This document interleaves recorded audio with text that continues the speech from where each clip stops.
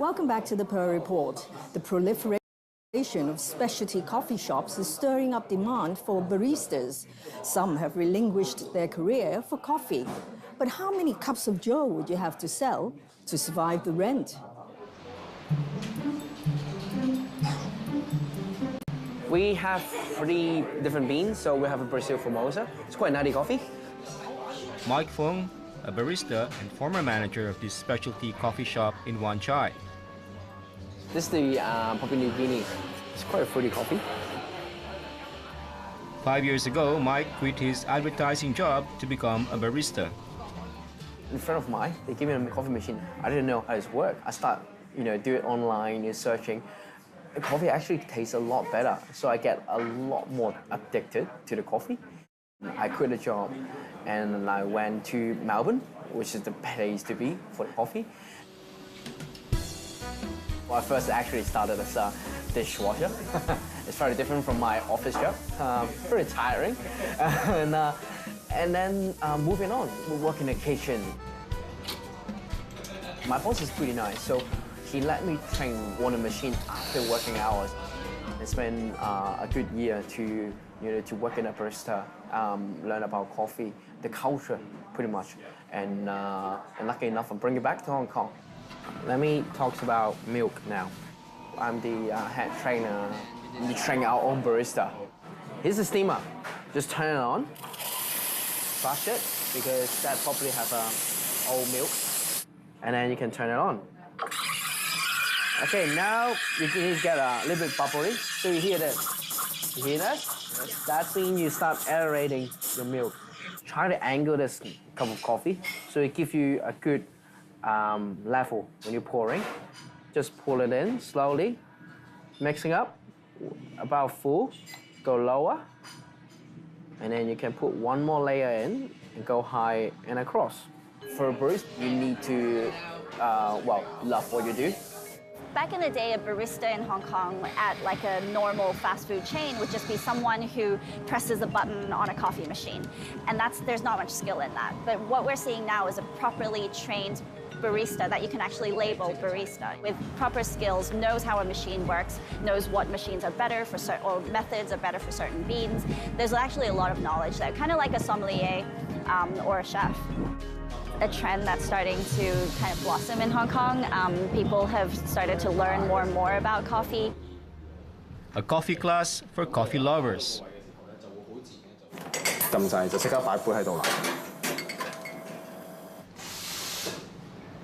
People who come here, they already get the coffee tools at home, but they don't know how to use it. For a year now, Dae has been holding 3 classes a week on specialty coffee making in a private training center in Kwun Tong. Usually at night time, but also the afternoon one, because some students don't need to work or they're already retired. The comprehensive course costs up to 1,000 Hong Kong dollars. We teach the roasting, brewing method like pour over, siphon. We teach the sensory, how to taste the coffee, and green bean to know the origin and the regions of the coffee. 我示範多一次，跟住你就試下做啦。撈勻佢先，OK， 停一停。Latte art is quite popular. 咁你見到我喐嗰陣時就會搖，所以佢個紋就會出咗嚟。A training center includes a coffee bar to simulate what it's like to work as a barista in a real cafe. We encourage them to just keep practicing their skills. 5% of the students enroll for professional training at a cost of 9,000 Hong Kong dollars and includes a certification from a global coffee association. Most of them start from hobbies. The end target is want to open a cafe.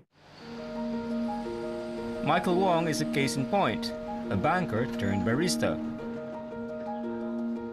He opened his coffee shop a year ago. I live in Tuen Mun. This is Sheng Wan. I have to get up before 6 a.m., come here by 7 to get ready and set up everything to open the shop at 8. We close at 6 p.m.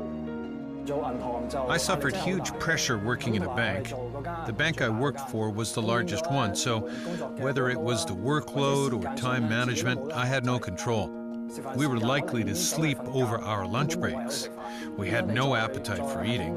If you kept going like that, you're just waiting for retirement or death.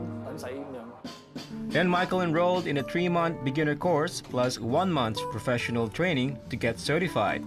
Then he quit after 15 years in banking. This is my first time starting a business. Before this, I drank a lot of coffee in Hong Kong, tasting 80% of the brews in coffee chains and small cafes. I have some tastes I want to share with others to drink.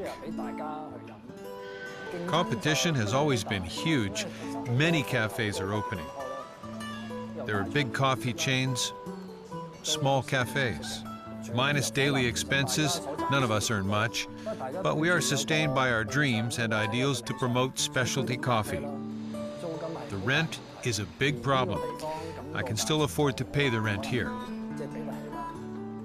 Only if he sells 70 cups of coffee a day for a month. We are struggling with the high rent. Capo Chu also opened his specialty coffee shop in Sheungwan this year. He learned coffee making from running his own cafe. On the job, myself exploring and doing a lot of experimentation, tasting a lot of coffee to see what impacts on the cup quality, what makes good coffee and what makes bad coffee. Of mandarin and pineapple juice. By doing this, we are going to extract the essence of the aroma. Capo is the first Hong Kong barista to ever reach the finals of the annual World Barista Championship.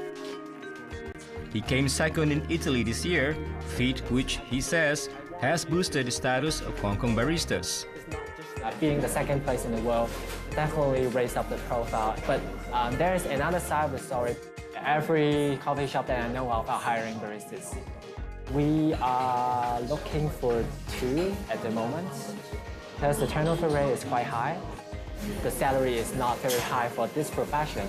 Like Australia, being a barista, you may earn up to like 30,000 Hong Kong dollars per month. So it's a quite decent job. While in Hong Kong, I think it's a little bit more than 7,000 or maybe in our case up to 12, 13,000, but still it's not a job that makes you have any money to buy a house. That's kind of deterred them to